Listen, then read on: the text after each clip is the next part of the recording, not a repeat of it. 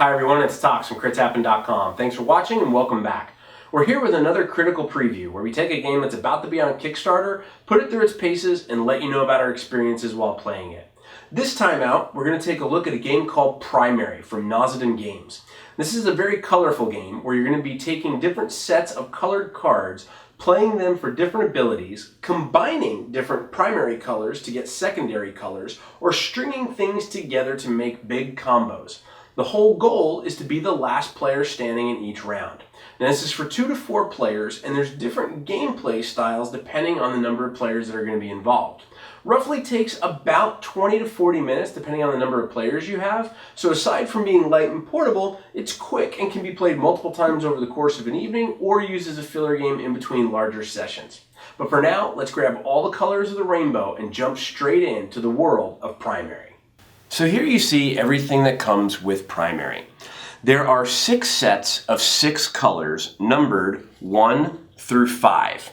And every color has 6 sets of 1 through 5.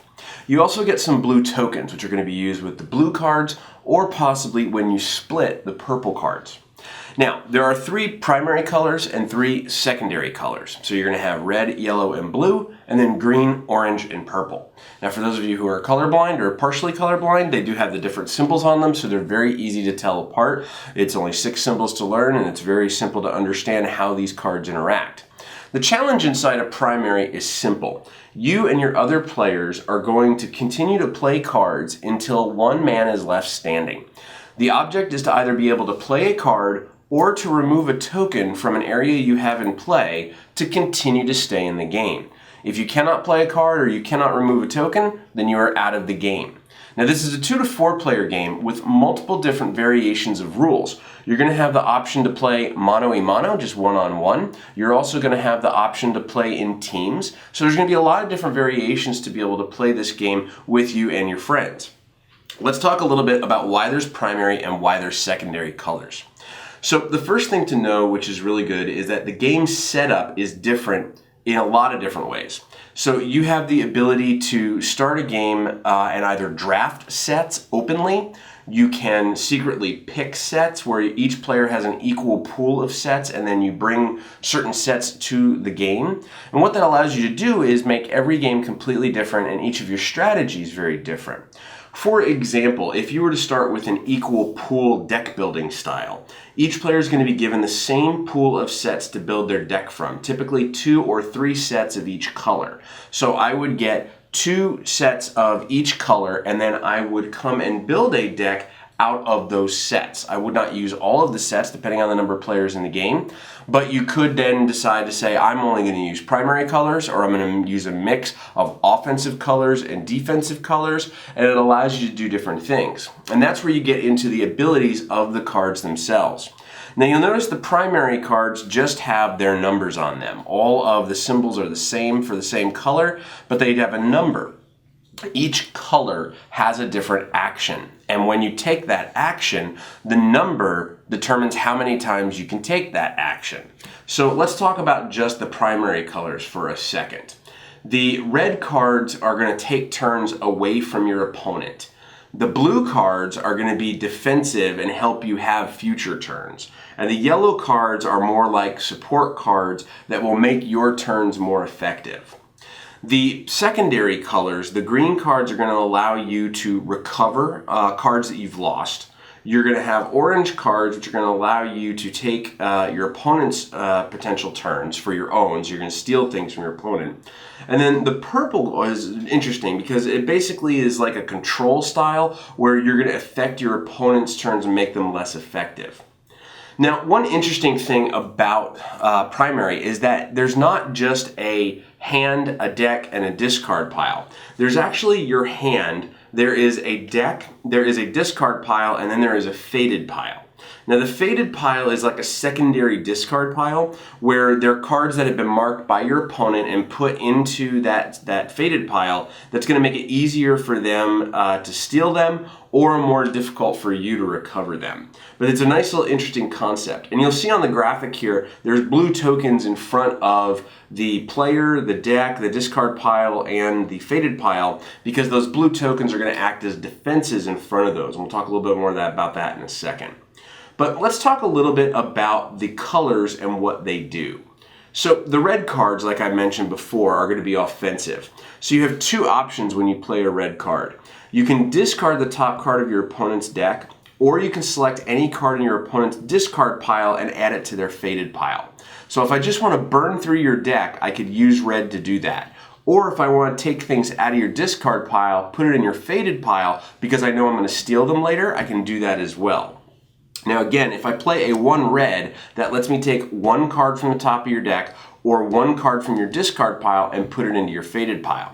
If I were to have played a 2 red, I could take 2 cards from the top of your deck or 2 cards from your discard pile. So you can see as you get up very high, if I am going to burn 5 cards off the top of your deck into your discard pile with the 5 red, that can get very, very powerful. Now there's some other things in terms of stringing cards together, which we'll talk about in a second, but let's continue on and look at some of the other colors. So yellow, we talked about, was a support card. Yellow has actually 3 different options to use when you play it. You can either draw the top card of your deck and add it to your hand, and you may give this effect to an ally player. So if you're playing teams with 2-on-2, I can take 1 card from the top of my deck and put it in my hand, or I can give my opponent the ability, or my teammate the ability, to take 1 card and put it into their hand, from their deck, not my deck.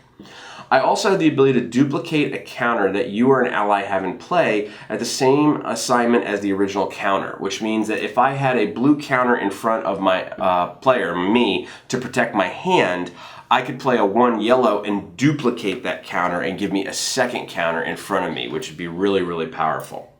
And finally, you can use it offensively against an opponent to remove a counter in play. You could technically remove your own counters in play, but you're probably not going to want to do that because, again, you want to be able to play a card or remove a counter when it's your turn to be able to continue to stay in the game.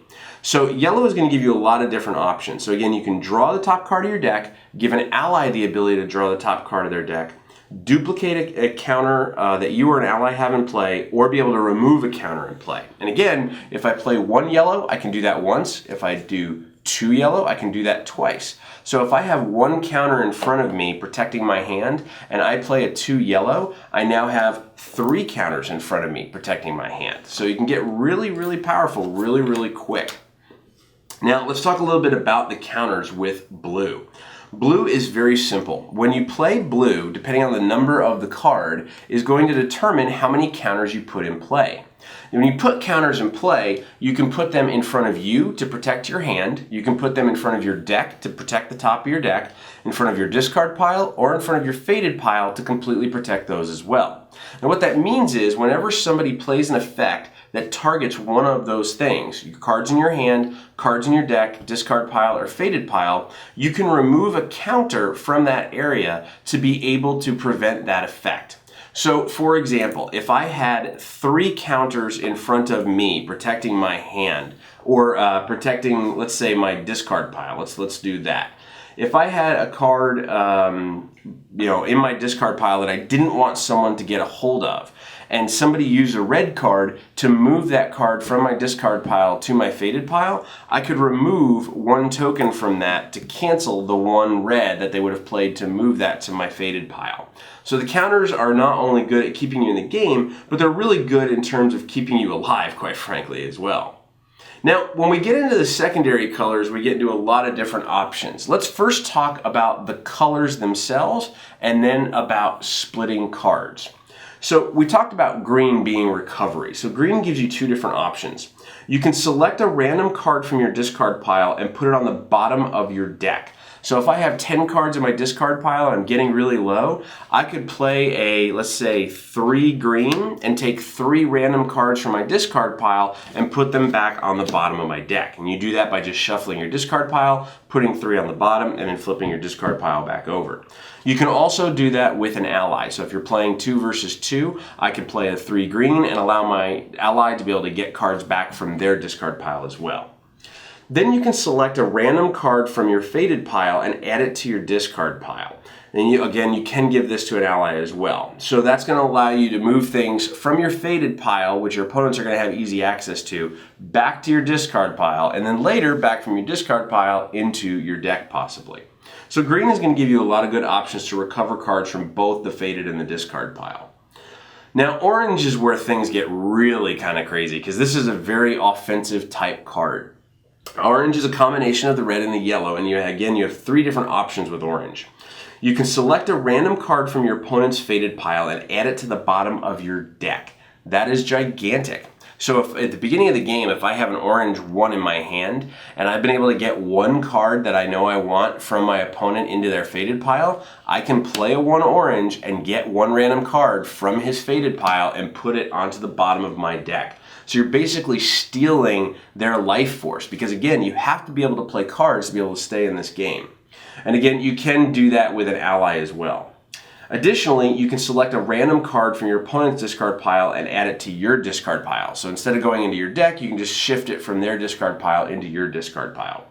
And then finally, you can take the top card of the opponent's deck and add it to your own faded pile. So if I play a 1 orange, I could take the top card of my opponent's discard pile and put it in my faded pile.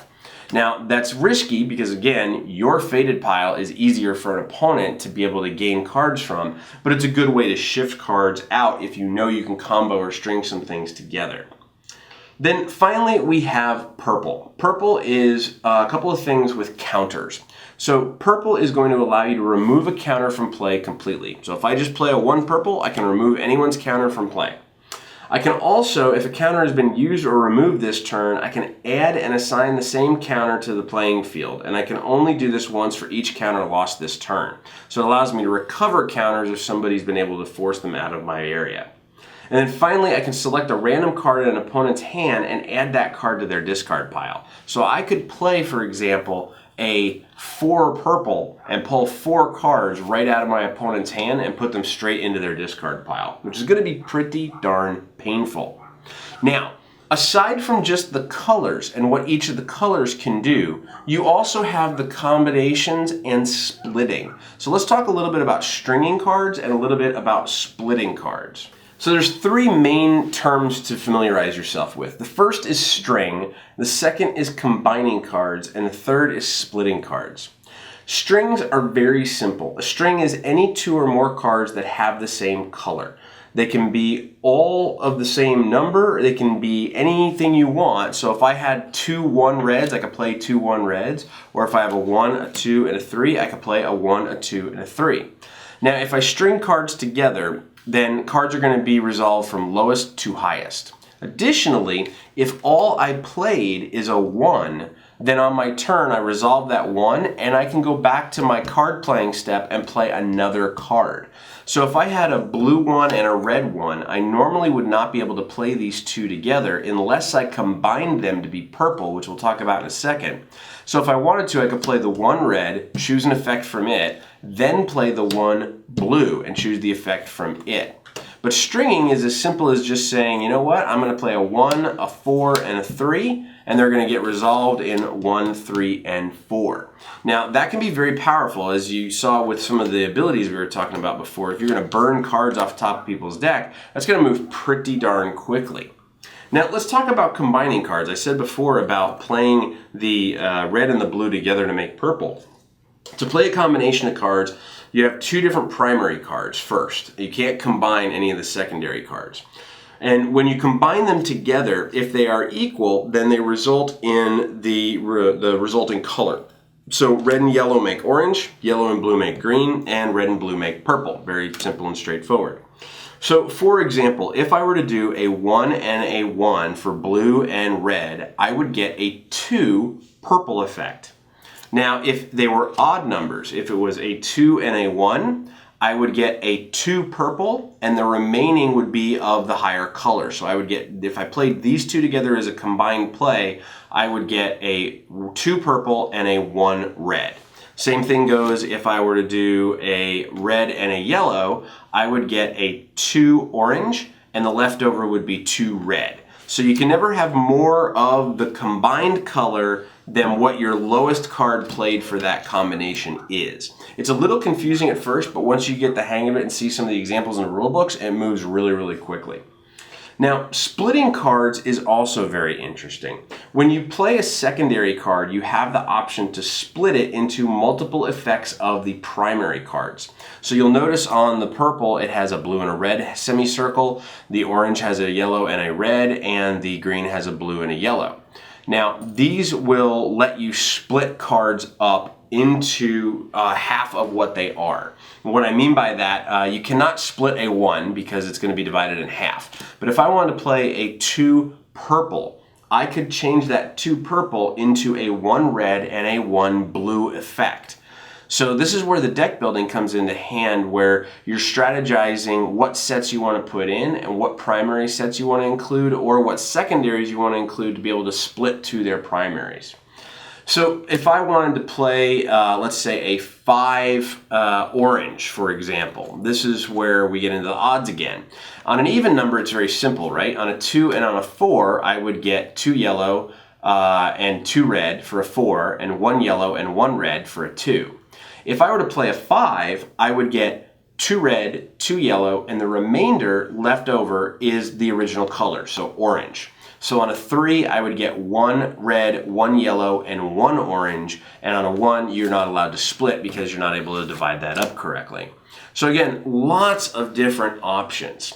There's a lot of strategies involved inside of primary, with all the different options just from setting up your deck to then all the different options of combining cards and stringing cards together to affect how many chances your opponent's going to have to be able to stay and play in the game.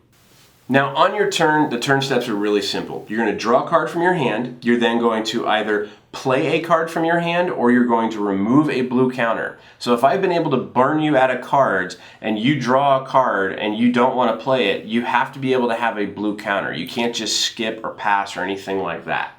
And again, if you play multiple cards, they're going to get resolved lowest to highest.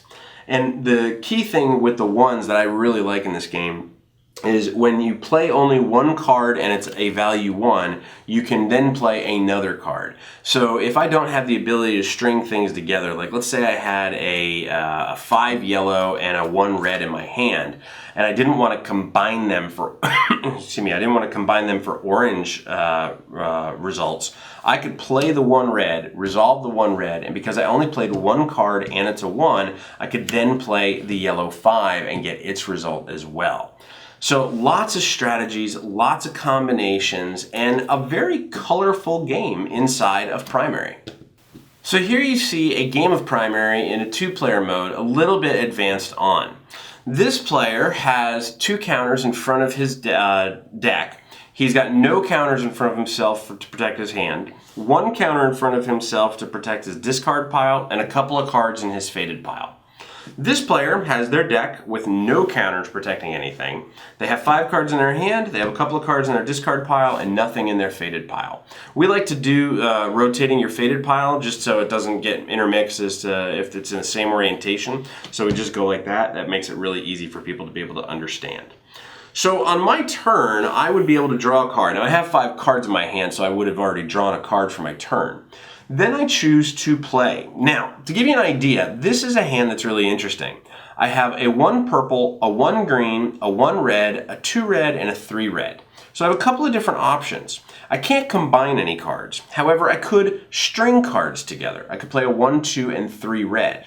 I could, because remember the rules of playing ones, I could play a 1 purple, I could then play a 1 green, and then play a 1 or 3 or 2 red, because if I play a 1, and that's the only card I play, I can then go back to my beginning of my turn to play another card and continue to string cards together that way. But in this case, I really want to hurt my opponent. So I'm going to string together the 1, 2, and 3 red, and we're going to burn cards off the top of their deck. So they resolve lowest to highest, so I could say I'm going to do the 1.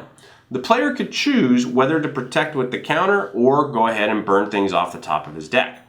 In this case, he's going to choose to protect with the counter. So he removes a counter, the 1 then goes to my discard pile. Then I'm going to choose to take 2 cards off the top of his deck. He again chooses to protect with one of the counters, but then the second card is going to come off the top of his deck and go into his discard pile. Then the 2 goes into my discard pile, and the 3 would trigger. He has no way of protecting, and the 1, 2, 3 cards would go into his discard pile. Now that would be the end of my turn. It would then be my opponent's turn. So let's take a look at what he has. He's got a couple of different ideas here. He has more blues to be able to protect himself, more yellows to be able to protect himself, and he has orange to be able to do some very interesting offensive maneuvers. Now, while it would be really good to get some counters out, he could also combine cards as well. So if he wanted to, he could combine his 2 blue and his 2 yellow and get 4 green. Now, you'll remember that green is all about recovery. Green allows you to select a random card from your discard pile and put it back on the bottom of your deck. So since I just burned all those cards off into his discard pile, he could shuffle these cards up and pick 4 cards, because again, he has a total of 4 from a combination of green, 1, 2, 3, 4, and put them back on the bottom of his deck. So while it was kind of hurtful to get all those cards put into his discard pile, he does get some of them back and still has a counter protecting his discard pile. He would then put both of these into his discard pile, and that would be the end of his turn. Play would then continue with me drawing cards and playing cards or removing counters, or my opponent would do the same, and the first person to not be able to play is going to be able to lose. And again, you must be able to play a card from your hand or remove a counter from an area you have in play. So that's Primary. Primary is very colorful and subversively strategic. When we first played this game, it actually felt a little too light. It felt a little too easy. But then after multiple times playing through, we started to realize all of the underlying strategies in this game. Between chaining together the right combination of cards in a string, playing the right combinations of cards to develop new abilities from the cards that you picked in your deck, even all the way back to the beginning of the game and starting and setting up your deck from the sets you have access to. There's quite a lot going into the strategies to say, do I want to make an aggressive deck? Do I want to make a defensive deck? Do I want to balance? Do I want to be focusing around one specific ability? There's so many different things you can do that what we started to find out is A, it plays very quickly, which B, let us play multiple games in a row, and C, started letting us play strategic decisions based on the previous game's decisions we made that either worked or didn't work. And that felt really good. There's a lot of simplicity built into this that is very easy for most people to understand. I do like the fact that even though this is color-based, there's a lot of very, very different symbols on the cards so that if you are colorblind, you can still pick up on all the different things that are happening in the game. That was really well done as well. That's something I always look for on color-based type systems is could someone who's colorblind actually be able to play this without any problems? And we've had no problems with it. We actually have a gamer in our group who is actually colorblind in one eye, which is a little awkward and a little weird, but he had no problems with it either. So this is something that really did strike us over the more and more gameplays we had with it as something that became more and more interesting. I like the fact that it is very portable. I like that it's small, this is it, and you really don't even need the reference cards once you start to understand how the abilities play together and how the combinations play together. But we've had a lot of fun with it. There's been a lot of times where, depending on how people built their decks, the last few turns are so tense and they get you so pulled in. That's been very exciting. The other thing that I thought that was really cool about Primary is you're never out of it. And that's something that I felt really was surprising to me. I thought that because the very setup of the game, how you are in secret putting your deck together from the sets you have, and then not knowing what your opponents are using, but knowing what they have access to, but still not knowing what they're using, I thought there would be a lot of times where somebody might get a runaway lead. But even in situations where someone did go up ahead really quick and look like, oh man, this person's just going to trounce everybody, there were still cases and opportunities where people had a chance to bring it back. We had one game, for example, where one person had so many blue cards, there was just no way to stop them. We couldn't get through. They just kept tossing tokens to skip their turn, and they were doing just fine, and it came down to that last like 1 or 2 turns in order for someone to be able to string together the right combinations to beat them. So there was a lot of fun and a lot of varying results from our gameplay, which made me feel really good. Overall, at the end of the day, we have enjoyed Primary quite a bit. It's a colorful, simple game to pick up, but something that is very, very strategic that will keep you busy for hours if this is your style of gameplay. If so, there's going to be links at the end of this video. You can check out their Kickstarter page, and we'll also have links below in the YouTube description. But in the meantime, we'd love to hear from you and what your thoughts are. Is this the first time you're seeing Primary? And if so, what do you think about it? If you've been possibly one of the beta testers or someone to have gotten a copy of this to check out, what are your thoughts and what do you think of it? Let us know. Leave your comments below in the YouTube channel. Of course, you can join in on the discussion on Facebook, on Twitter, and on Google Plus by searching Crits Happen or our homepage at critshappen.com. But until we see you next time, we hope you enjoy all your card stringing, color combination times inside of Primary. Thanks so much for watching. Keep rolling those dice, and we hope they're all crits.